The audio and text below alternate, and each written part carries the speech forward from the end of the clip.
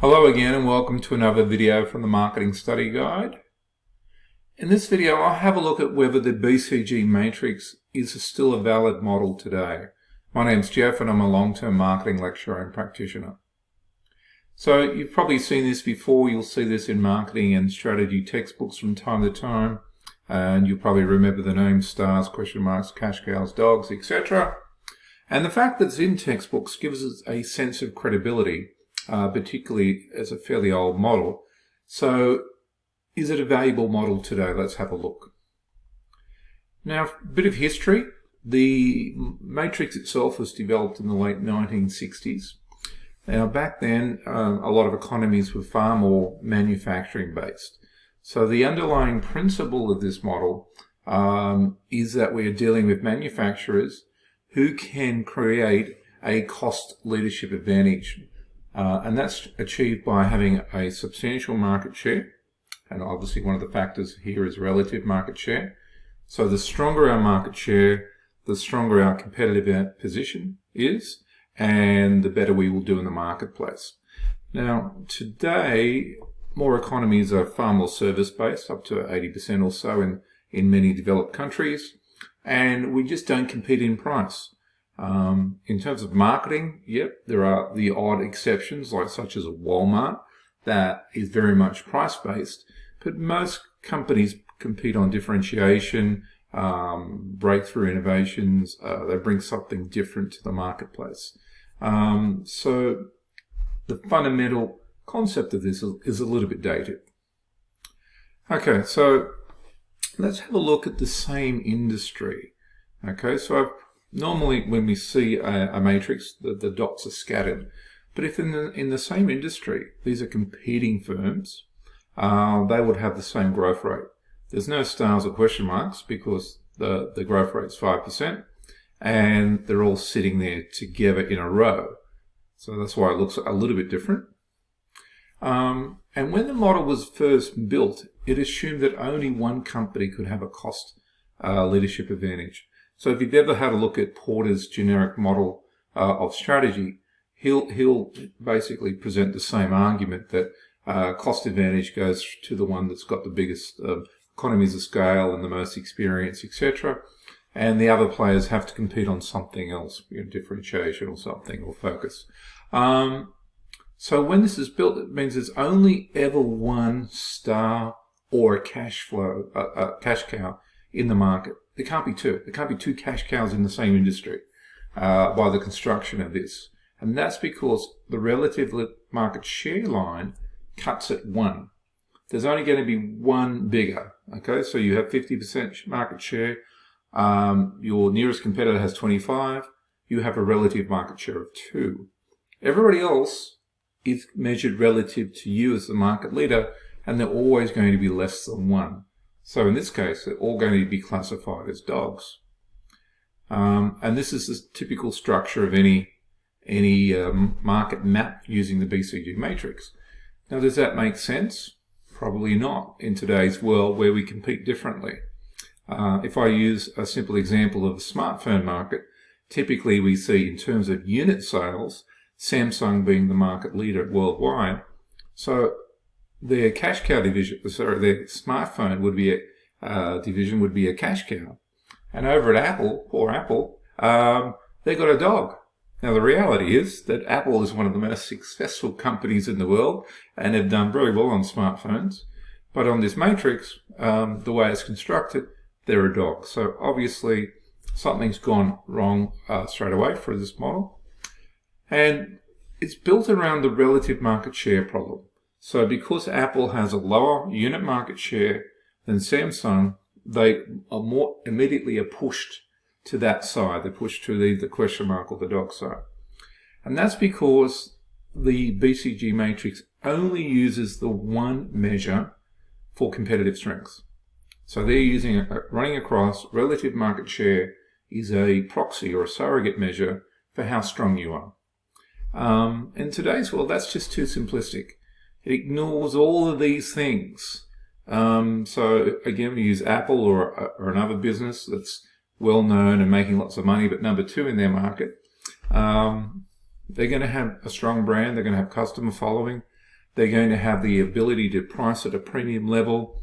They're going to have innovation and capabilities, differentiated products, market bargaining power with suppliers and retailers. They're going to have money behind them. They're going to have proprietary designs. They're going to have interrelated products. Now, the BCG matrix was predominantly developed for conglomerates who had unrelated businesses. So they had a collection of businesses. But if you've got businesses that have some crossover and there's some advantages of working together, then we've got to think differently. And obviously in today's world, knowledge and data analytics, etc. So these things combined gives us an assessment of competitive strengths. Now, to break that down to be just, relative market share, just too simplistic.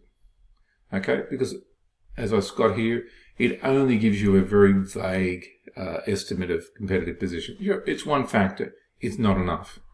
And it also suggests that once we are a cash cow, in terms of leading the market, in terms of market share, that we are there forever. We're protected. Okay, let's now turn to the market growth rate, which is the one going up and down. And the matrix uses this to determine the difference between attractive markets up here. So growth markets are attractive markets, and mature markets, they're less attractive, but they're very stable. So it's saying if we have a growth market, it's attractive. If we have a mature market, it's a stable market. So that's the big difference. Now, because of that underlying assumption, it goes to say that down here as a cash cow, things don't move. So dogs and cash cows are pretty well stuck where they are. Okay, so once an industry leader, you're always going to be there. So if you're a dog and you've got 20% market share and the market leader's got 50%, there's nothing you can ever do to catch up. Up here, we can, because the market is evolving, it's growing, there's lots of new customers coming in, etc. Okay, so there's some flexibility here. Okay, but if I go back to that point down the bottom, in mature market, are we really protected? Is that the place we're going to be? So I've got some examples here. Toys R Us and Blockbuster, they're no longer around. And Kodak, the camera people, they're nowhere near what they used to be in terms of market dominance. So in terms of having a cash cow and being protected and being the industry leader forever, the matrix is not valid in that regard. So let's put all that together and answer the question. In my opinion, is it a valid model today? Not really. Is it a helpful model in terms of teaching? Yep, somewhat. I used to use it from time to time because it's a nice introductory concept to understanding strategy. And there's some principles we can take out of it. If I was a business or running a large business, I certainly would not be utilizing it. But in terms of some underlying principles, quite helpful. Now, I have another video on the limitations, but here's a bunch of them, and I've touched on a few of them in today's video.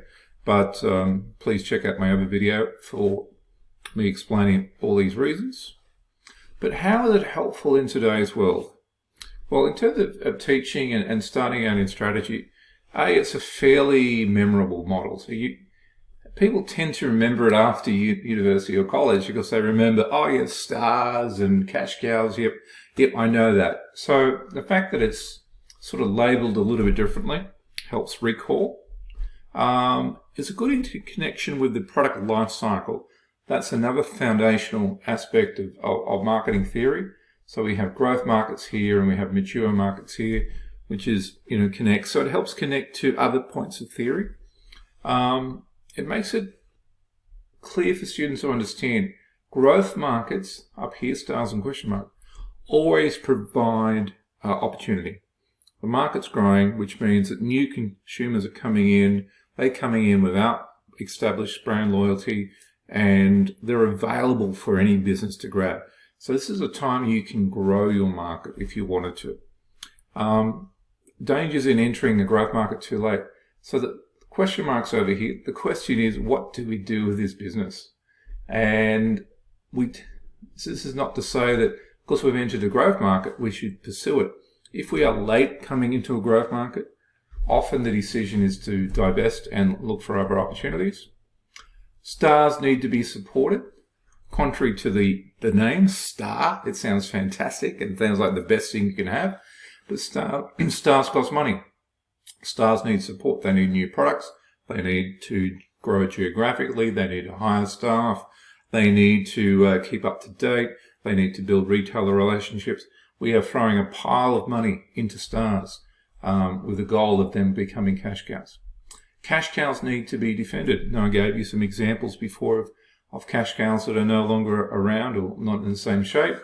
So we make them a lot of money from cash cows, but we need to also work to protect them. They're not magically protected as this matrix may suggest. And then finally, as I've suggested before, the biggest helpful thing about this matrix is it helps connect strengths and opportunities, which is part of SWOT, which is part of our strategy development. So up here, up higher we are up in growth, the greater the opportunity. The better we are over here, the better our position. If we can marry those two things, strong competitive position and strong opportunity, that's where we build our marketing strategy, and that's where we will do better in the marketplace.